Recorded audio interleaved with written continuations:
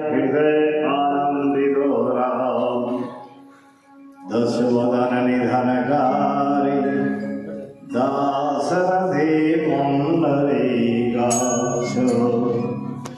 कोजितं राम रामेति मधुरं मधुरक्षयम् आरुह्यं कवितां शाखा वन्दे वाल्मीकि कोकिलम्। हे हनुमान दया के निधान सुजान सुनो बिनती एक मोरी। श्री रघुनायक के प्रिय भगत कृपा कर देखो तो मनोरी। श्री रामचरित सुहाखना आई सहाय करो प्रभु मोरे। आई सहाय करो प्रभु मोरे। अपने अपने घरन की सब काहू को पीर अतुमहि पीर सब घरन की धन्य धन्य रघुवीर। बोलो राजा रामचंद्र भगवान की वीर बजरंग बली की। वेद प्रतिपाद्य अखिल ब्रह्मांड नायक मर्यादा पुरुषोत्तम श्री सीता रामचंद्र जी महाराज के चरणारविंद अनुरागी हनुमंत लाल की अमोघ कृपा से आज इस भयंकर कलिकाल में भी हम भैया मैया एक साथ बैठ करके भागवत चर्चा का रसस्वादन कर रहे हैं। आए दो बार परम मंगलमय भुवन के नाम ले। सीताराम सीताराम सीताराम कहिले जाहि प्रीति राखे राम ताहि विधि करिहे। सीताराम सीताराम सीताराम कहिले जाहि प्रीति राखे राम ताहि विधि करिहे। सीताराम सीताराम सीताराम कहिले जाहि प्रीति राखे राम ताहि विधि करिहे। और चाहे ये सब भगवान करते हैं कि किया अभिमान तो फिर मान नहीं पाएगा। किया अभिमान तो फिर मान नहीं पाएगा। होगा वही करे जो श्री राम जी को भाएगा। होगा अभिमान तो फिर राम जी को भाएगा। हरे आशा त्याग हरे आशा त्याग शुभ काम करते रहिए। जाहि विधि राखे राम ताहि विधि करिहे। राम राम करिहे जाहि विधि राखे राम ताहि विधि करिहे। आशा एक राम जी के नाम में है। परमात्मा के ऊपर आशा विश्वास नहीं रखते। बड़ी सुंदर कथा है महाभारत का। पांडव और कौरवों लोग युवा खेल रहे थे और युवा में पांडव लोग सर्वस्व हार गए। द्रौपदी थी और कन्हैया पीटते हुए द्रौपदी कहती है भगवान कृष्ण कन्हैया को इशारा करते हो कि तुम मेरा भाई हो। कहते हो कि मैं तेरा भाई हूँ। ऐसा ही भाई रहता है कि तुम्हारे रहते हुए कन्हैया हमारे पांचों पति हार गए। कैसा भाई हो यार। कन्हैया कन्हैया ने कहा, भगवान श्री कृष्ण ने कहा कि बहना, जितना तुम क्रोध मेरे ऊपर कर रही हो उसके लायक मैं नहीं हूँ। जितना आवेश में हो, जितना क्रोधित तुम हो उसके लायक मैं नहीं हूँ। तुम पूछो अपने पांचों बदी से, पांचों बैठे हुए तुम्हारे सामने जब ये जुआ खेल रहे थे तो हमसे पूछे जरा सा भी, अरे बहना, जब दुर्योधन ने कहा कि मेरे तरफ से मेरे मामा सकुने पासा फेंकेगा, तो ये लोग पांचों में से एक भी तो कहते कि तेरे तरफ से यदि सकुने पासा फेंकेगा तो मेरे तरफ से कृष्ण कन्हैया फेंकेगा, तो मैं समझ लेता। यदि मैं पासा फेंका हुआ होता तो मैं निर्णय कर देता कि पांडव जीतते हैं या कौरव जीतते हैं, लेकिन जरा सा भी विश्वास और आशा तो रखे ही नहीं। इसलिए संत भगवान कहते हैं कि आशा एक राम जी पे, दूसरी आशा छोड़ दे। आशा एक राम जी पे, दूसरी आशा छोड़ दे। आशा एक राम जी पे, दूसरी आशा छोड़ दे। आशा एक राम जी से, दूसरी आशा छोड़ दे। विधि का विधान जान आने लाग सही, जाहि विधि रखेगा ताहि विधि रही। विधान जान आने लाग सही, जाहि विधि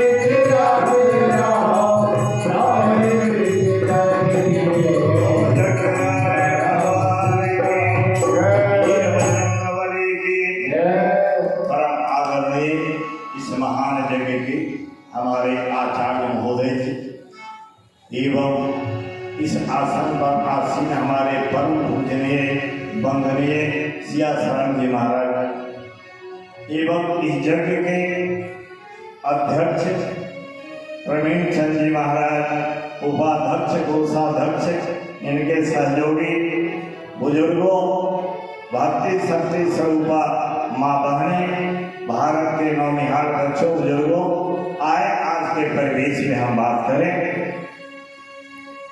कि हम लोग को करना है तो क्या करना है। हर काम आप दूसरे के दबाव में पड़ कर के करते हैं, लेकिन एक काम जो आपके जीवन का है वो किसी के दबाव में आप नहीं करते। वह काम जो है, दोस्ती जो है, मित्रता जो है, आप जो दोस्त बनाते हैं वो आप अपने निर्णय से बनाते हैं। यहाँ तक कि यदि आप विवाह भी करने के लिए तैयार हैं तो आपके माता जी, पिताजी, भैया जी, समाज वाले परिवार को थोड़ा दबाव बनाते हैं, अरे भैया कर लो, अच्छा कुल है, अच्छा खानदान है, परिवार अच्छा है। आप दबाव में आकर के कर लेते हैं विवाह शादी तक, लेकिन मित्र तो प्यारे आप अपने विचार से बनाते हैं। अब यही विचार करना है कि आप मित्र कैसा बनाएंगे, आप दोस्ती किससे कर रहे हैं। मेरे प्यारे बंधुओं, यदि दोस्ती करना सीखना हो हम सारे दुनिया वाले लोगों को, तो दूध और पानी से दोस्ती करना सीखें। दूध 50 रुपये लीटर बिकता है और जब उससे दोस्ती जल जो है पानी कर लेता है तो दूध सोचता है कि मेरा कीमत यदि 50 रुपया है तो मेरा दोस्त का भी कीमत 50 रुपया होगा। वह पानी भी जो है 50 रुपये बन जाता है, मूल्य बन जाता है। हम सारे दुनिया वाले लोग वो दूध को घर में ले आते हैं, चूल्हे पर माता जी लोग चढ़ाती हैं और मंद मंद आंच से, मंद मंद अग्नि से वो जल को जलाना प्रारंभ कर देती हैं। जब जल जलने लग जाता है तो वह दूध जो है उफान मारता है कि जिसने मेरे मित्र को जलाया, जिसने मेरे मित्र को जलाया, मैं उसका सबूत नष्ट कर दूंगा। उफान मारता है और चूल्हे को शांत कर देता है। फिर भी दुनिया वाले लोग नहीं मानते। फिर उसे आग पर चढ़ाते हैं, उसे भूनते हैं और वह दूध का तत्वमाल बचता है। वह दूध सोचता है कि जब मैं नहीं रहा, मेरा मित्र नहीं रहा, तो मेरा नाम रह करके क्या होगा। वह दूध अपना नाम चेंज कर देता है, बदल देता है और उसका नाम खोवा हो जाता है। ये दोस्ती। यदि नारायण की कृपा जीवन में आपके दोस्त अच्छे मिल जाए, पत्नी अच्छी मिल जाए, पुत्र अच्छे मिल जाए, आप लोग तमाम लोग विद्वान बैठे हुए हैं, इतिहास के पन्ना आप उठा करके पढ़े होंगे, सुने होंगे। आप लोगों ने पृथ्वीराज चौहान की कथा को पढ़ा होगा, इतिहास को पढ़ा होगा। पृथ्वीराज चौहान ने 17 बार मोहम्मद गोरी को हराया, लेकिन वह दोस्त 18वां बार भी चढ़ाई करने में लेट नहीं किया, विलंब नहीं किया। और 18वें बार पृथ्वीराज चौहान को शिकस्त दे दिया, उनके दोनों आंख निकाल दिया, जंजीर में जकड़ करके गजनी ले गया। और पृथ्वीराज चौहान के बचपन के मित्र थे चंद्रवर्धाई। चंद्रवर्धाई ने सोचा कि जब मेरा मित्र ही नहीं है तो मैं रह करके क्या करूंगा। वो भी चले गए राजा चौहान के पास, पृथ्वीराज चौहान के पास, और जाकर के बात करने लग गए। मोहम्मद गोरी बैठा हुआ था सामने में, महाराज नेत्रहीन बने हुए हैं, दोनों हाथ जो है जंजीर में फंसा हुआ है, जकड़ा हुआ है। मोहम्मद गोरी ने कहा, अरे तुम क्या बात करता है। चंद्रवर्धाई ने कहा कि महाराज राजन बादशाह, आपको पता है इनके पास एक बहुत बड़ा गुण है। कहा कौन सा गुण है। कहा कि शब्द वेदी बाण जानते हैं। अब ये तो आपके चंगुल में है, इनका गुण आपको सीख लेना चाहिए। मोहम्मद गौरी ने कहा कि हाँ सीखा जा सकता है। कहा कि इसका रूप क्या होगा। कहा कि मैं बताता हूँ, एक बड़े सा लोहा का ताई आप मंगवाएं, एक हथौड़ा मंगवाएं और आप उस पर आवाज दें। वो पूरा इतना ही में चंद्रवर्धाई ने सारा कील कांटा जो है फीट कर दिया और उसके बाद पुनः पृथ्वीराज चौहान के पास हो गए बात करने के लिए। वहां बादशाह ने कहा, मोहम्मद गोरी ने कहा कि अरे अब क्या बात तुम कर रहे हो यार, बताओ। कहा कि बादशाह आपको पता नहीं है, ये बड़े शैलीकार हैं, यदि ये शैल सुनते हैं ना तो बाण को चढ़ा देते हैं। यदि आपका आदेश हो तो मैं शैल सुना दो इनको, ये बाण चला देंगे अपना। मोहम्मद गोरी का हाँ जल्दी सुनाओ, मेरे को देखना है कि कैसा ये राजा है जो शब्द वेदी बाण चलाता है, जल्दी सुनाओ। मेरे प्यारे बंधुओं, चंद्रवर्धाई ने क्या सुनाया पृथ्वीराज चौहान को। एक मित्र ने मरते हुए हालत में क्या सुनाया, हारते हुए हालत में क्या सुनाया। चंद्रवर्धाई ने कहा कि 4 बांस 24 गज अंगुल आठ प्रमाण, एक बेसुता है मत जो चौहान। इतना कहना था कि पृथ्वीराज चौहान ने बांध चढ़ा दिया और मोहम्मद गोरी मारा गया। उस हालत में भी यानी 18वां बार भी पृथ्वीराज चौहान विजयी हुए। किसके कारण? मित्र के कारण। आपके मित्र अच्छे मिल जाए। आपने बड़ा सुंदर कर हमारे महाराज जी की कथा कर रहे थे, हम लोग भी पढ़ते हैं सुनते हैं। सुदामा वहां गए और जाने के बाद जब वो भगवान नारायण देख देने लग गए, उनके चावल खाने लग गए, तो रुक्मिणी सत्यभामा सारा ने कहा कि क्या हो गया आपको, क्या आप देना चाहते हैं, सर्वस्व दे देंगे क्या? भगवान केशव ने कहा, हे रुक्मिणी तेरे को पता नहीं है, अरे इसने तो वो मेरे को दिया है कि आज तक सृष्टि में ऐसा मित्र कोई दिया नहीं होगा। कहा क्या दिया?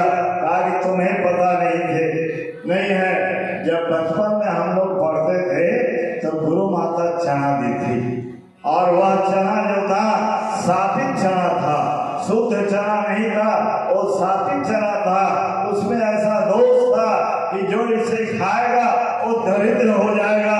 यह मेरा मित्र ने मेरे को राजा बनाने के फेरा में सारा चना जो है अपने खा गया, अपने दरिद्र बन गया, लेकिन मेरे को दरिद्र नहीं बनाया। यही इसका ऋण है। मित्र किसी कहते हैं, पूरे वेद पुराण शास्त्रों में आप मित्र बनाना चाहते हैं मेरे प्यारे बंधुओं, तो बड़े समझ बूझ करके आप मित्र बनाएं। यदि पत्नी अच्छी मिल जाए तो आपका हारा हुआ युद्ध भी जिता देती है। आप लोगों ने पढ़ा होगा, सुना होगा, देवासुर संग्राम में महाराज दशरथ युद्ध कर रहे थे, और महाराज दशरथ के रथ के धूरे जो थे टूट पड़े, और सारथी बनी हुई थी कि गई, सारथी ने अपने हाथों को, अपने उंगली को एक सर बना दी, धूर बना दी, और उस अवस्था में भी महाराज दशरथ विजयी घोषित हुए।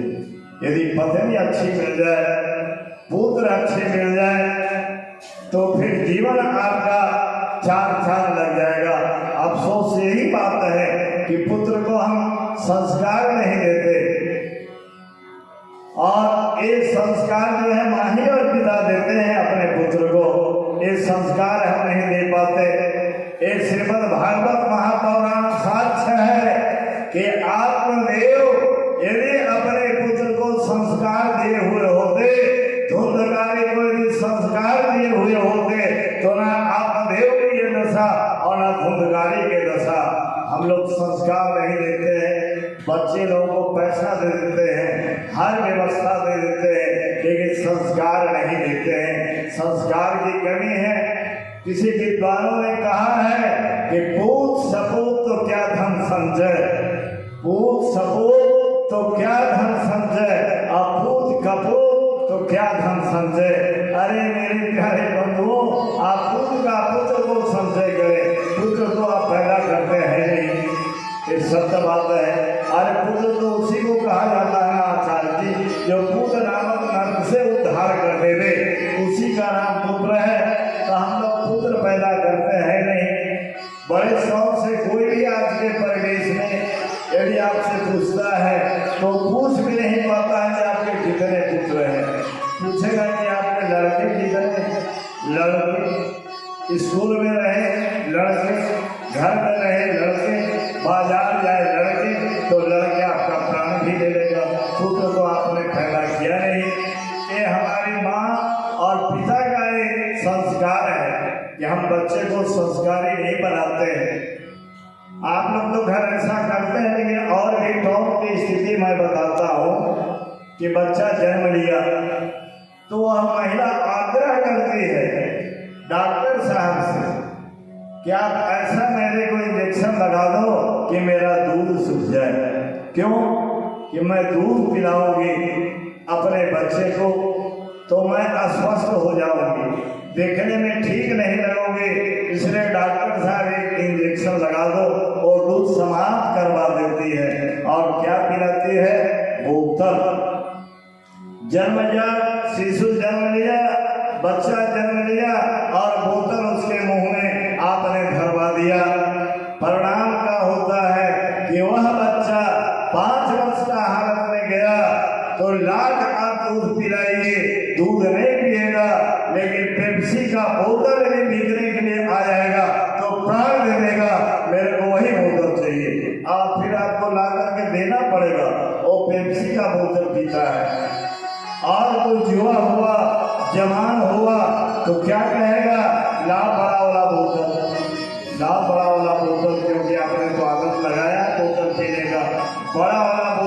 जीता है, वही पुत्र वही आदमी वृद्ध हो जाता है, मगासन हो जाता है, तो हम लोग उसे खड़ा करके हॉस्पिटल ले जाते हैं। डॉक्टर क्या कहता है? डॉक्टर भी जानता है कि चढ़ाव ग्लूकोज के बोतल, यही एक उपाय है इसका।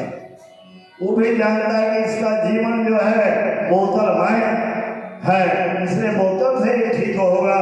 मेरे प्यारे बंधु, आप अपने बच्चे को शिक्षा दीजिए, दीक्षा दीजिए, जो आपका समाज, आपका परिवार, आपका राष्ट्र, आपका देश। आज के बच्चे क्या है, पहन लेंगे और पहन करके रोड पर खड़े हो जाएंगे और कहेंगे जो मैं हूँ वही हूँ। अरे आप अपने इतिहास, रामायण, गीता, महाभारत के इतिहास सुने नौजवान बंधुओं। बड़ी सुंदर कथा है कि एक दिन उर्वशी के रूप जो थे वो अर्जुन के कक्ष में अर्धरात्रि के बेला में वो आई और किवाड़ पीटने लगे। उर्वशी कहते कि अरे पुरुष, तुम किवाड़ को खोलो। अर्जुन चौंके, कहा कि तुम कौन हो? इस अर्धरात्रि के बेला में तुम मेरे पास आई है, तुम हो कौन? बताओ मेरे को। मेरे प्यारे बंधु, उर्वशी कही कि सुनो, अरे युवक, मैं अर्धरात्रि के बेला में तेरे सन्निध आए हो। तेरे बाल बहुत गजराले हैं, आँख गजराले हैं, बाल घुंघराले हैं, बड़े युवक हो, बड़े खूबसूरत हो, बड़े पहलवान हो। अर्जुन ने कहा कि भाई मैं सब हूँ, लेकिन तुम आई क्यों अर्धरात्रि के बेला में, से बताओ। कहा कि मैं एक पुत्र के कामना लेकर के तेरे पास इस अर्धरात्रि के बेला में आई हूँ। उर्वशी बोली, मेरे प्यारे बंधुओं, पुत्र के नाम सुनते ही अर्जुन ने किवाड़ खोला और किवाड़ खोल करके उर्वशी के पांव में चिपक गया, लिपट गया। अर्जुन ने कहा कि बस आज से जा रहा हूँ, या बेटा, या अर्जुन जो है तेरा ही पुत्र है। इस भारत का आज हम लोग कहाँ जा रहे हैं? क्या बच्चे को संस्कार दे रहे हैं? क्या पढ़ा रहे हैं? बच्चे पढ़ करके भी कह रहे हैं कि हम बेकार हैं। ये कौन सी पढ़ाई आप पढ़ा रहे हैं? मेरे पढ़ाई, मेरे गीता और रामायण और भागवत का पुस्तक विदेशों में सर्च हो रहा है और हम विदेशी भाषा के पीछे दीवाना है। उनके पास शब्द का कोश नहीं है आचार्य, अंग्रेजों के पास शब्दकोश नहीं है। बस दो चार ऐसे शब्द हैं, चाची है तो बोल दो आंटी, फुआ है तो बोल दो आंटी, सबको आंटी बोल दो। लेकिन मेरे यहाँ शब्दकोश है, जिस मातृभाषा, जिस संस्कृत भाषा, ये हिंदी भाषा जो मेरे पास है, सभी का शब्दकोश है। मैं अपनी भाषा पर ध्यान नहीं देता, अपनी भाषा को गीता नहीं पढ़ाते, अपने नौजवानों को रामायण नहीं पढ़ाते, भागवत नहीं पढ़ाते।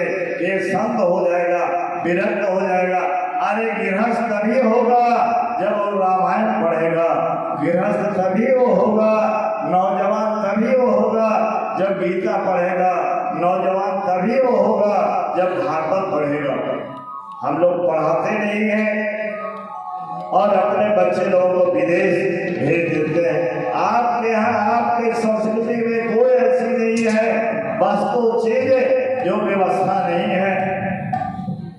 आप विदेशी की व्यवस्था देख करके आश्चर्यचकित होते हैं और आप अपनी व्यवस्था को देखते नहीं हैं कि आपके पास है तो क्या है। इसलिए मेरे प्यारे बंधुओं, आप अपनी संस्कृति और संस्कार के प्रति जो है आप ध्यान दें। जब तक अपने संस्कार को नहीं समझेंगे, बच्चे को नहीं देंगे, बच्चों का सुधार नहीं होगा। आज देखिए माँ बहनों को क्या स्थिति है। आज के परिवेश में घर से बाहर निकलना जुर्म है। कौन सी पढ़ाई है, कौन सी संस्कृति आपने पढ़ाया सिखाया कि हमारी माँ बहनों किवाड़ लगा करके रहती है, बाहर नहीं निकलती है, उनके लिए कोई सुरक्षा नहीं है। हम अपने आप को देह भाग करके रोड पर निकलते हैं कि मैं हूँ,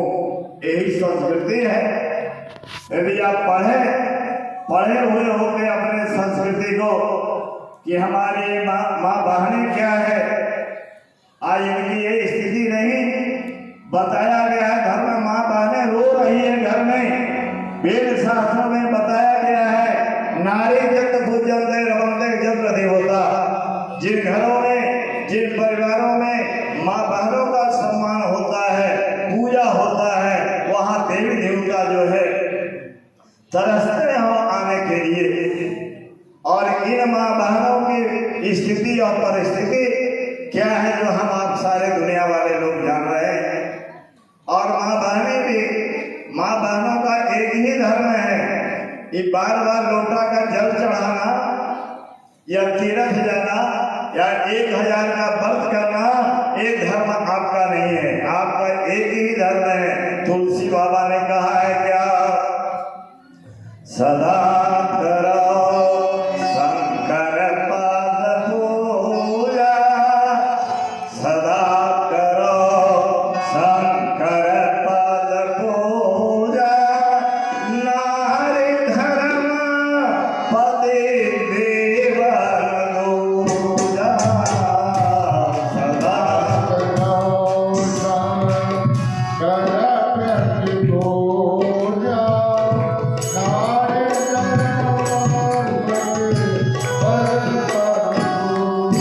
नारियों का एक ही धर्म है, एक ही धर्म, एक व्रत नेमा, काय बचन कर पतिपद प्रेमा।